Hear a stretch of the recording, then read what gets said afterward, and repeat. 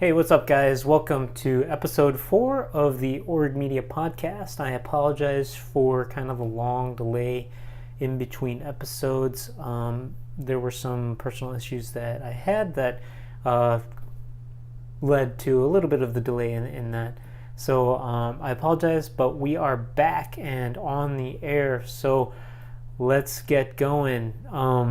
There's a little bit of change, I think, to maybe how the format is, but the podcast still is about filmmaking, videography, photography, and screenwriting, and in particular, storytelling.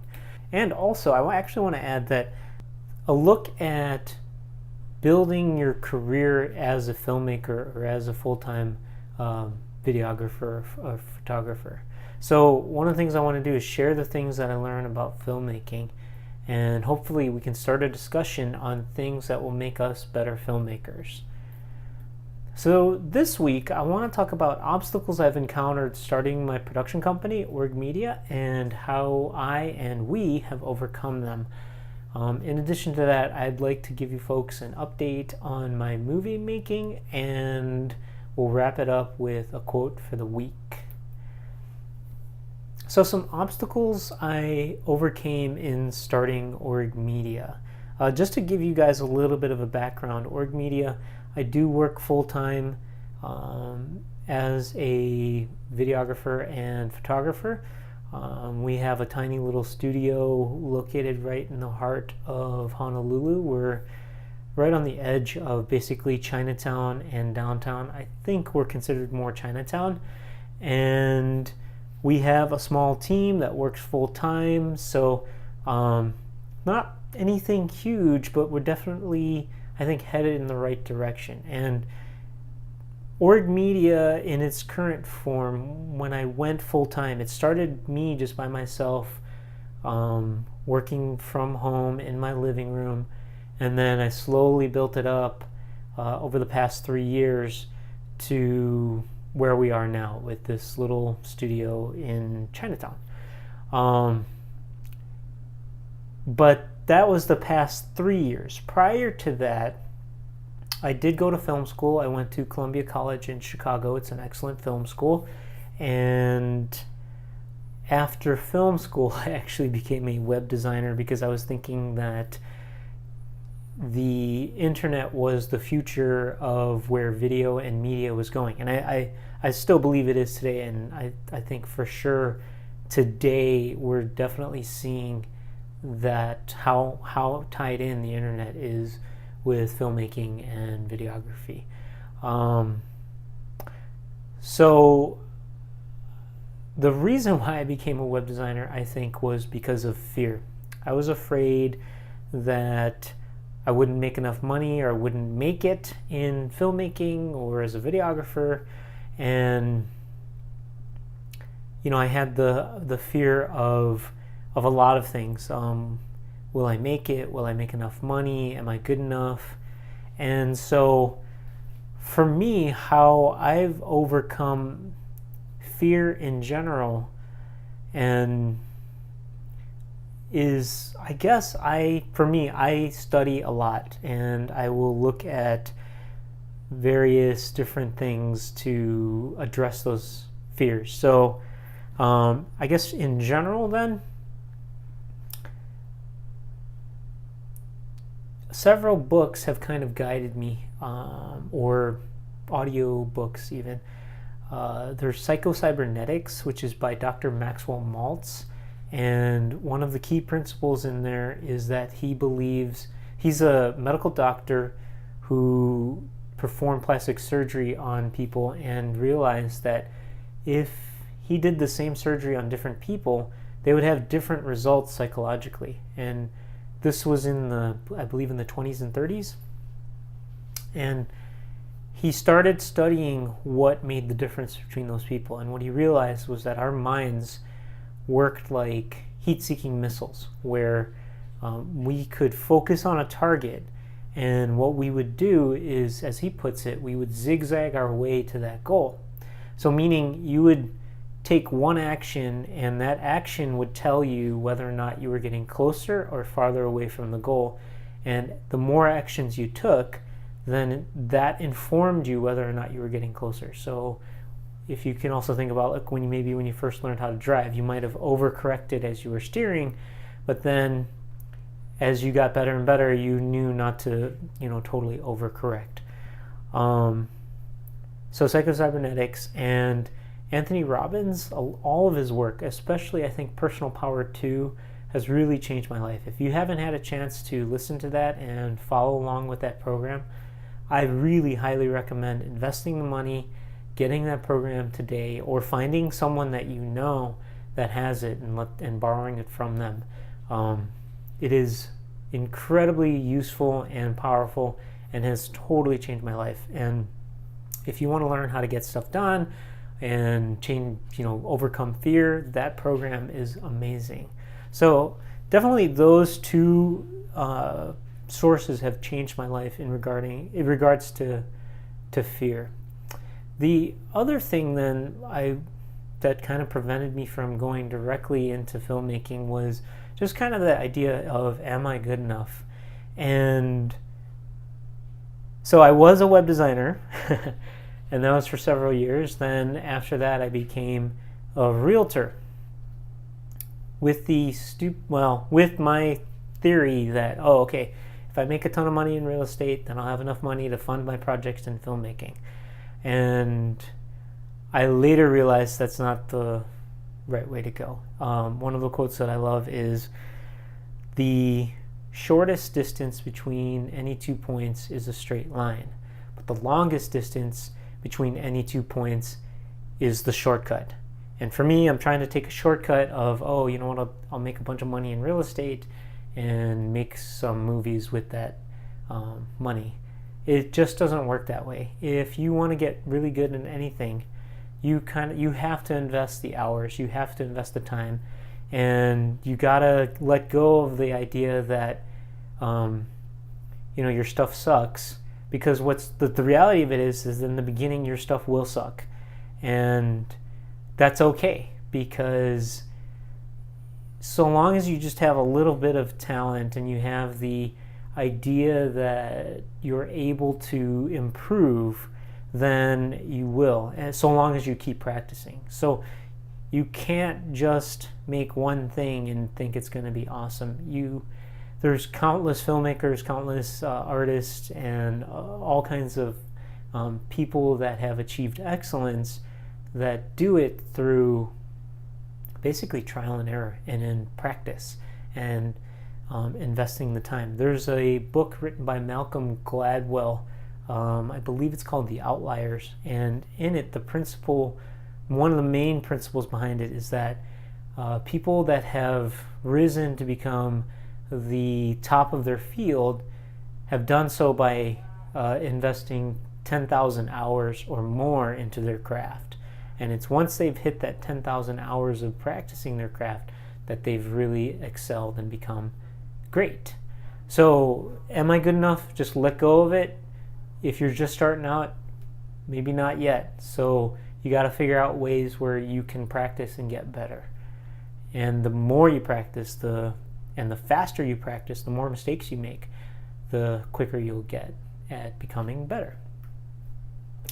Now, will I make enough money? I know this is a huge question for tons of filmmakers out there, and people especially starting out, or even if you've been in the industry for a long time, and maybe it's hit and miss for you in terms of getting gigs and making gigs for yourself. So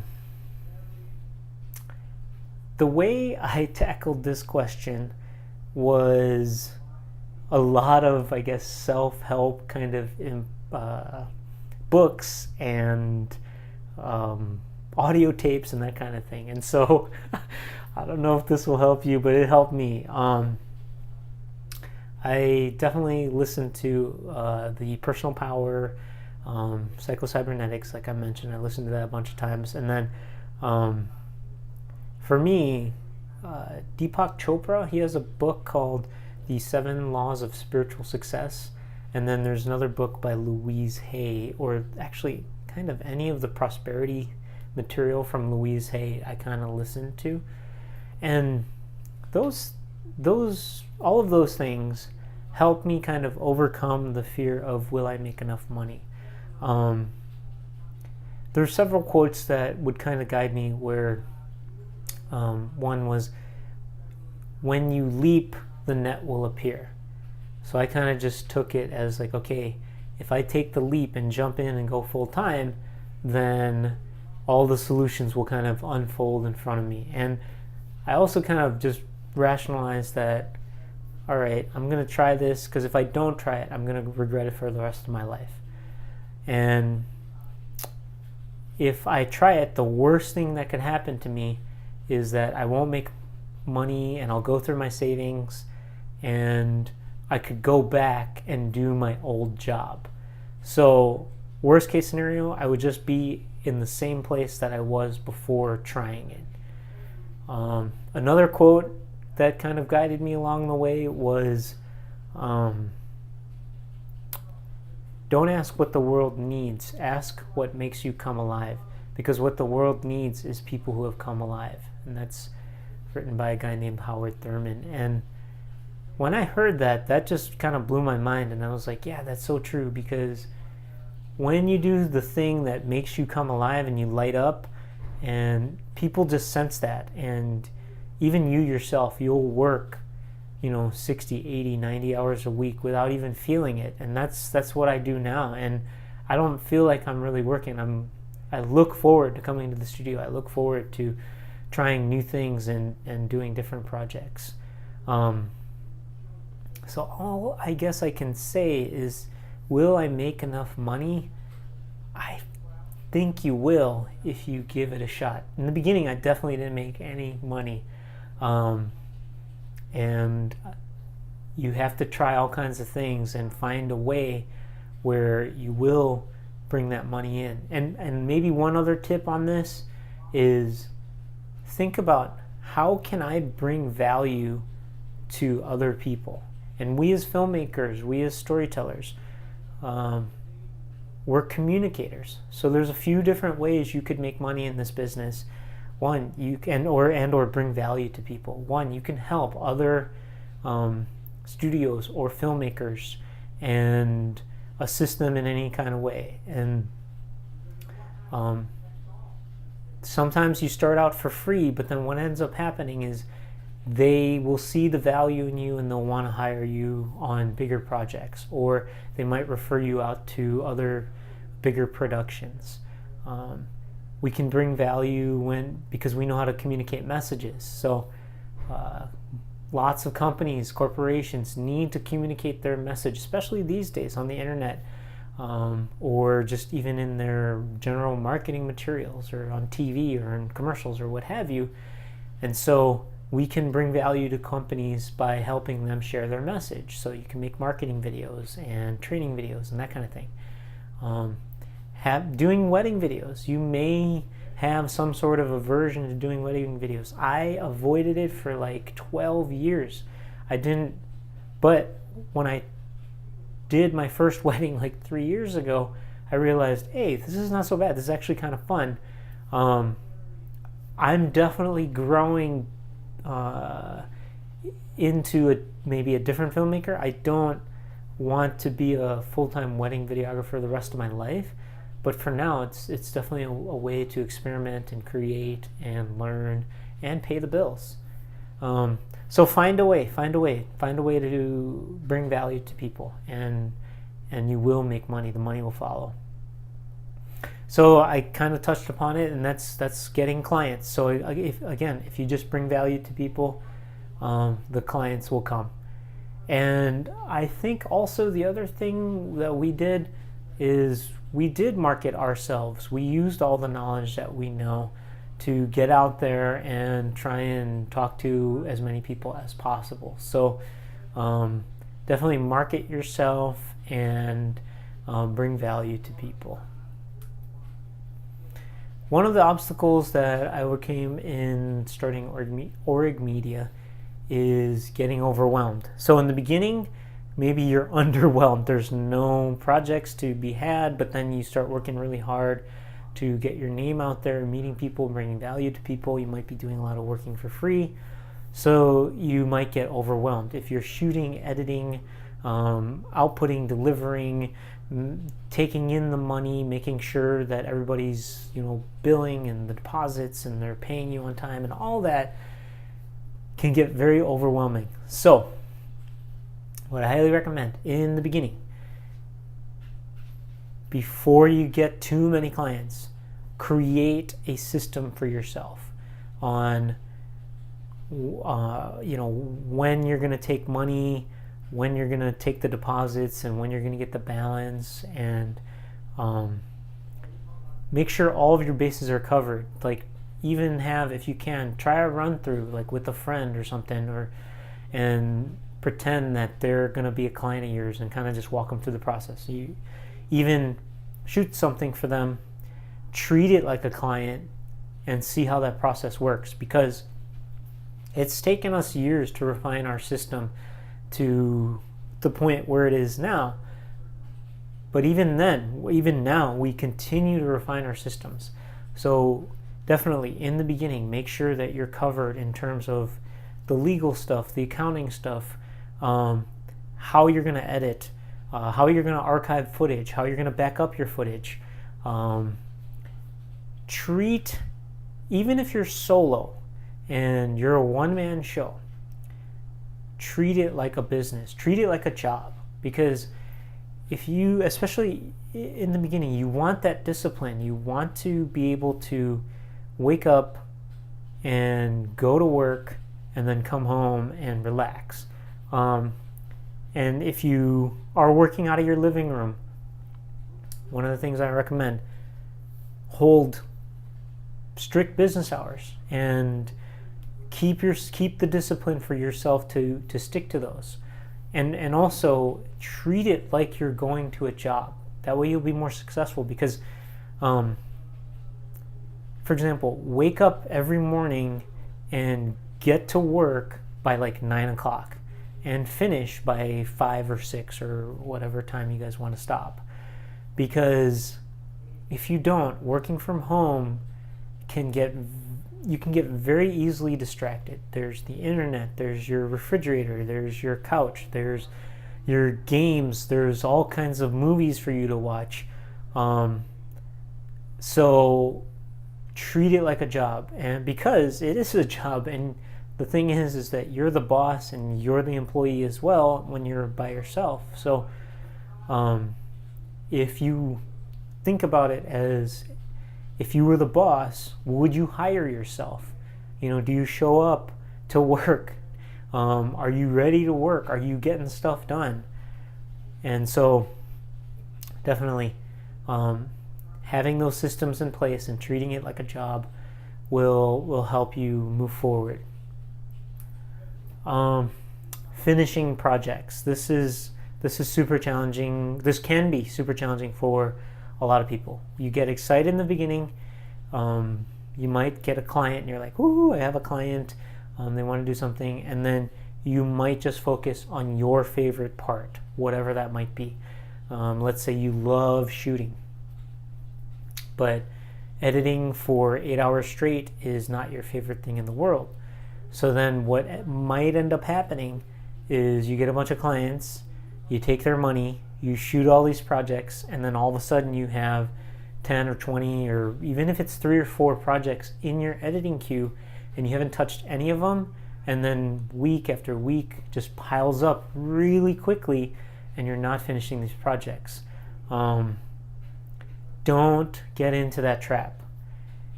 If you are in that trap, one way to get out of it, I think, is ask for help. Look for friends that maybe they're slow right now, and you can kind of farm it out to them, contract them in to edit it for you. What ends up happening is that they feel obligated to you. So long as they're a halfway decent person, they're going to feel obligated to you to finish the project in a reasonable amount of time. Also, maybe even consider that as part of your process earlier rather than later. I made the switch from me by myself to working together as a team pretty early in the past 3 years when I went full time, because I kind of thought about it and I realized, you know what? The kind of things that I want to make are not the kind of projects that you make by yourself. My dream, my goal is to make, huge films. And if you look at any of the Hollywood films that you love and admire, it's not made by one person shooting it, editing it, doing the sound, outputting it to the web. It's made by like hundreds of people. And so I thought to myself, okay, that's the kind of movie that I want to make. I need to learn and I need to get better at working together on teams and delegating out responsibility to other people. So think of it, that could be one way for you to think of it. But if you are going to be finishing projects on your own, definitely get that system in place on looking at your calendar in an objective way, and possibly getting some sort of project management software. We use Trello. It's Trello.com, Trello.com. And that's helped us tremendously. Prior to that, I was using Google Docs. So, using the email in Gmail and a spreadsheet in Google Docs, that worked for a long time while I was by myself, because I could just kind of see at a glance kind of where each project was. And maybe one more tip on finishing projects: stay focused. Don't get distracted. One thing that helps me a lot when I'm working on a project, let's say editing, I will give myself a set amount of time and I will turn off the internet. It's very easy on the Mac. You just turn off, click in the upper right hand corner, turn off Wi-Fi. And then I just say to myself, okay, I'm going to edit straight through for the next 1 hour or 2 hours or whatever block of time you give yourself. And what ends up happening is that if you stay super focused, laser focused, you'll get it done. You'll knock it out, and the quality of that edit session will be really good. So, and another tip that helped me a lot is I found times where I was kind of in an editing mode, and for me, especially when I was working in from home, editing mode for me, I'm a morning person, so I would usually start editing at like maybe 5:30 in the morning or 6 in the morning and go till maybe 9 or 10, because it's just really quiet. There's no distractions.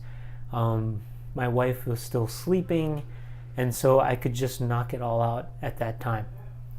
Maybe some of you guys I know for sure are night owls, and for you guys it might be midnight to 3 or whatever, but find that quiet time or whatever it might be where you can super focus and finish projects, because when you finish the projects, it feels great, your clients will love you, and then that's when you get paid. So and you can just keep doing it over and over again. So definitely keep feeding that passion of yours by finishing projects.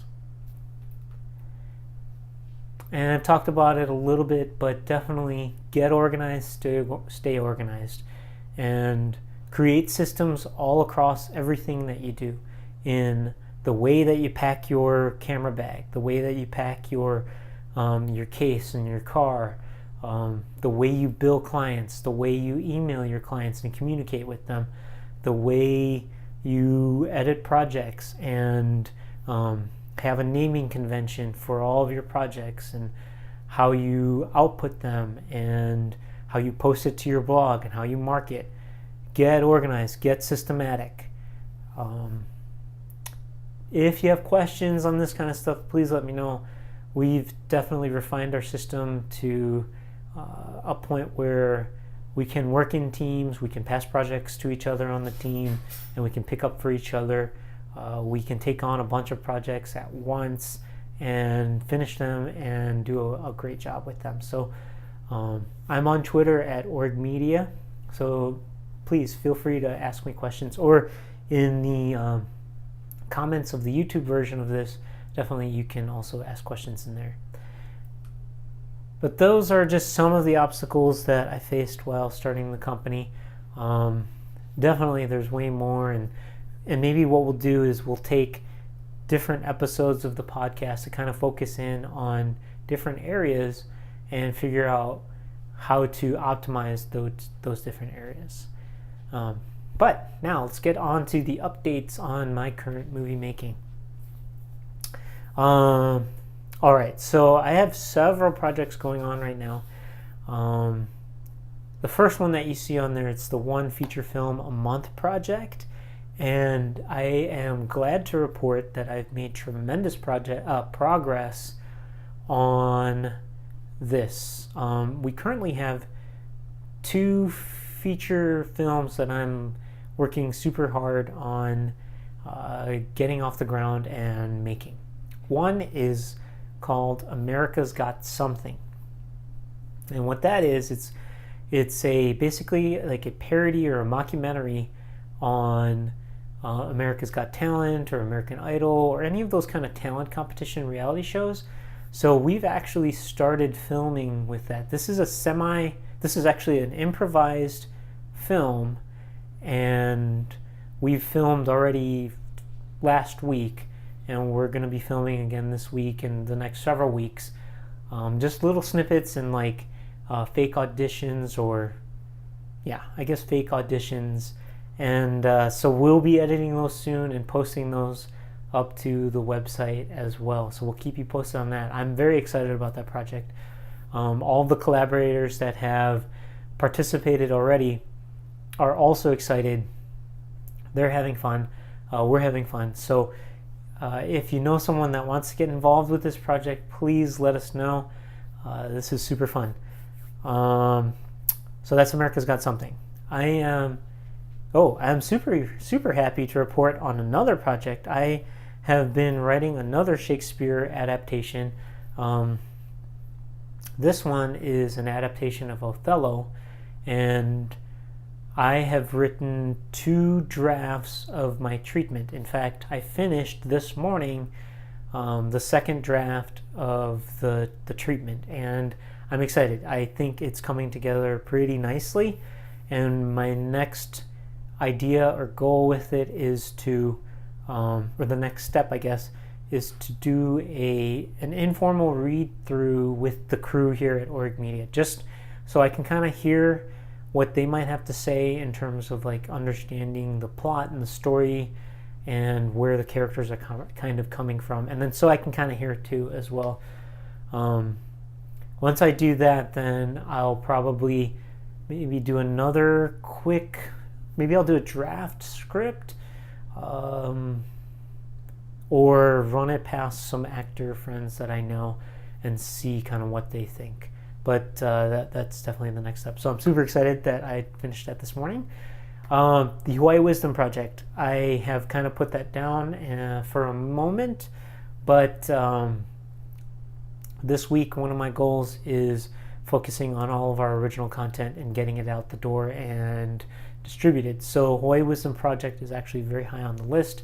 I know it needs to be done, so I just need to get it done, and that might mean teaming up with some folks out there. So we'll see. The Hamlet Project, we did shoot and we have finished the edit for the Hamlet Project, the short film version of that.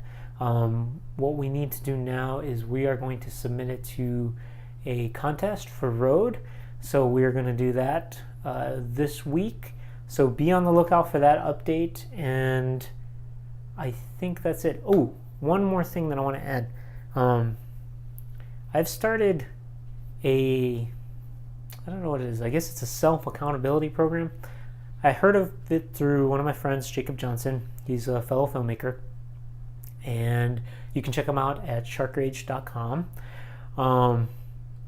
And he heard about this from someone talking about Seinfeld. And what Jerry Seinfeld does is he takes like one of those annual calendars or a calendar, and he sets a goal for himself that, let's say, he'll write jokes for like 1 hour a day or 5 hours a day or whatever it is for him. And he just takes a red marker and will put an X on the days that he accomplishes his goals. So let's just say he wrote jokes for an hour. And then his other goal then is to create a chain of X's as long as possible and not break that chain. So when I heard that, he told me this actually a while ago, and I never did anything with it, but I worked with him on a shoot recently, and he brought it up again, and I figured, you know what, I'm going to try it this time. So this was about 2 months ago, and I'm glad to report that I have written every day for the past 2 months consecutively. And I think, personally, I need to share some of my writing with more people to give me honest feedback. But that's how I finished the treatment.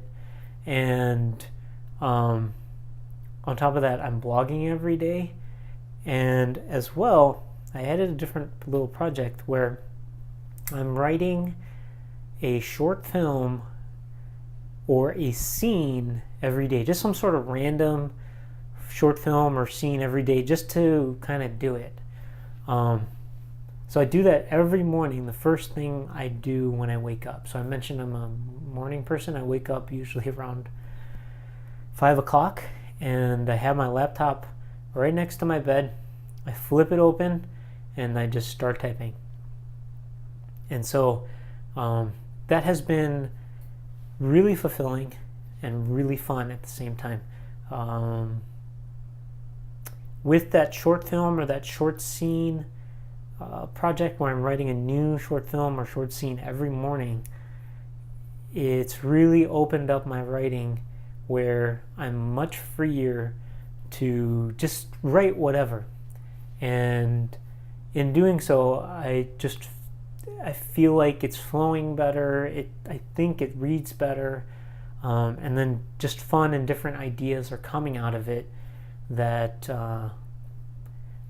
maybe you'll see one day. Oh, and so to add to that, every Friday what I've been doing, at least for the past couple Fridays, is releasing one of those film or short screenplays as a Creative Commons licensed screenplay. So if you need something to shoot, maybe for like a showdown in Chinatown, like a 48-hour film festival kind of a thing, or you want to just test out a particular camera and you need some kind of short subject to shoot, feel free to use one of my Creative Commons scripts. I do have to say I didn't do a ton of rewriting on them, so they're going to be kind of rough, but I'm happy to share that. And then please share back with me what you made with it, and we'll definitely feature you guys on the website and show off your work. But that's super exciting. And I think those are the updates for now. And so the quote of the week: Our nature is to manifest our dreams into physical form easily and effortlessly when motivated by love. This is a quote from Deepak Chopra's 7 Laws of Spiritual Success. If you haven't had a chance, go get that book. It's super short. You could probably read it in an evening. If you don't feel like reading, there is the audiobook as well, which you could probably listen to in a few car rides. And I think that's it. So I'm Jeff Orig with Orig Media. You can check us out at origmedia.com and on Twitter at Orig Media. Please subscribe to us on iTunes and or YouTube and leave an honest review. You can help us improve. I just want to say thanks and aloha.